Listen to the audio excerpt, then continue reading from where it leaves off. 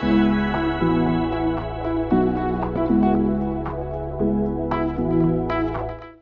students, this is your guide and mentor for organic chemistry, Mrs. Maimuna Bombewala. My dear students, we are taking few named reactions and we are also discussing about few rearrangement reactions. And here comes the next named reaction, that is Dakin reaction. You can call it as Dakin oxidation, you can call it as Dakin rearrangement. Now the most important principle that you should understand for Dakin is, it is a rearrangement reaction wherein the migrating group, right, the migrating group will go to the electron deficient oxygen. This is very important. Very few reactions are such wherein the migrating group goes to electron deficient oxygen. One more example of the same is Baeyer-Villiger oxidation. We will be publishing a video on that reaction again soon later in future. So right now we are talking about a rearrangement reaction wherein the migrating group is going to go to electron deficient oxygen. And effectively, after doing all this, you are going to get a product which will be an oxidation product. All of us know that oxidation is nothing but gain of oxygen or loss of hydrogen. So now let us see how, while doing oxidation, it undergoes rearrangement, or while doing rearrangement, it undergoes oxidation. And let us see Dakin oxidation. Now what happens here? We take, for example, ortho-hydroxy benzaldehyde. You take an example of a compound like this, ortho-hydroxy benzaldehyde. In presence of, for example, in alkaline conditions, you are taking H2O2. That means hydrogen peroxide in alkaline condition. H2O2 is nothing but an oxidizing agent. It is going to cause gain of oxygen, right? And what are you going to get as a product is you are going to get nothing but a polyhydroxy aromatic ring, like polyhydroxyphenol. You can call this as, you can start from any aldehyde, aromatic aldehyde, or any aromatic ketone, and it can lead to formation of polyhydroxyphenols. That is the main use of Dakin oxidation, that it leads to formation of polyhydroxyphenols.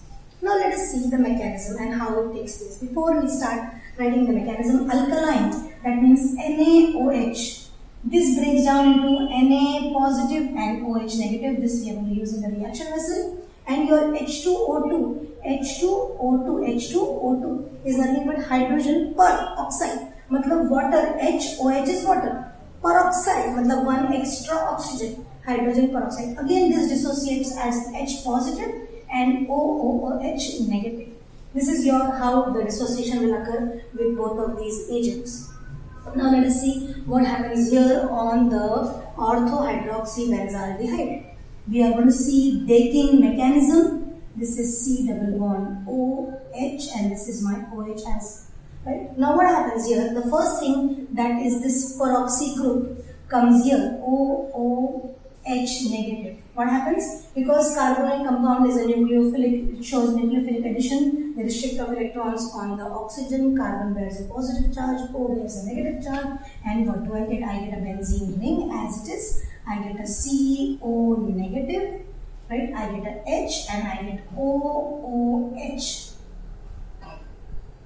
Once this is formed, what happens is, there is loss of this OH along with electrons. OH goes out of the system as OH negative, right? I am just skipping the state wherein I can show that OH becomes OH2 positive at the protonated alcohol, and there it is. I am saying that OH is lost out of the system. So what happens here now? I am getting a benzene ring and I am getting this is CO negative H, and this is, when this is lost, this O will bear a positive charge. That means now I have created a center which is electron deficient oxygen group, and now a electron rich group will come on this oxygen. I have to write this OH as it is. Now what is happening? See, have a look. This negative charge moves to give you a double bond, and this aromatic ring actually comes and attacks on this oxygen because it is an electron rich The way R was coming along with electrons, this aromatic ring along with electrons is going to come and attack on this oxygen, and see what do I get. See, I write this aromatic ring, and now this aromatic ring with this OH as it is. This is attacking this oxygen. I write this as my carbon with a hydrogen, and this as double bond O now. Do you get this? This as double bond H as it is, and a double bond O. Right? So this is what I get as a product. Well, that means I am doing oxidation. Benzaldehyde is becoming a benzoic acid.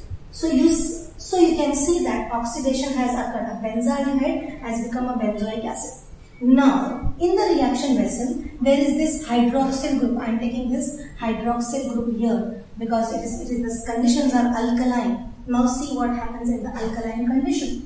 Again, there is shift of electrons towards oxygen, and this carbon will become a positively charged. So this OH group will come and attack on this carbon. So what do I get? I get a benzene ring as it is, a hydroxyl group. I get a O, I get a C, I get a O negative H, and this OH here at the bottom, because this negatively charged hydroxyl group goes to this positively charged carbon. This is what is formed. This is what is formed. Now see and have a look at what occurs. Now see and have a look at what occurs. See, what happens is that there is shift of electrons on this. The negative charge again comes back to this, and there is a deposition of negative charge here. And that is how what separates out is HC double bond OOH as a side product. HCOOH as a side product. Matlab acid. We started with a peroxy, right? H2O2. Now we are getting a HCOOH. Now, and what remains here is a benzene, the OH and O negative here in the reaction vessel, because there is shift of electrons on this oxygen. Once this happens, in the reaction vessel there is a proton also. H positive is there in the vessel. And what do I get now? I will get nothing but a polyhydroxyphenol is formed. This is called as Jakin because in the reaction vessel, this benzaldehyde converts into benzoic acid. And that is why the reaction is Jakin oxidation. It is called as rearrangement because here you are seeing that the migrating group is going towards the electron deficient oxygen, and that is why it is referred to as rearrangement. And by doing this rearrangement reaction, we finally lead to formation of a beta hydroxyphenol. You can say that it is an orthohydroxyphenol is formed. Catechol is formed, to be more precise. Please take a screenshot of this reaction. I hope it is clear to all of you. Keep watching. Don't forget to subscribe this channel. Thank you.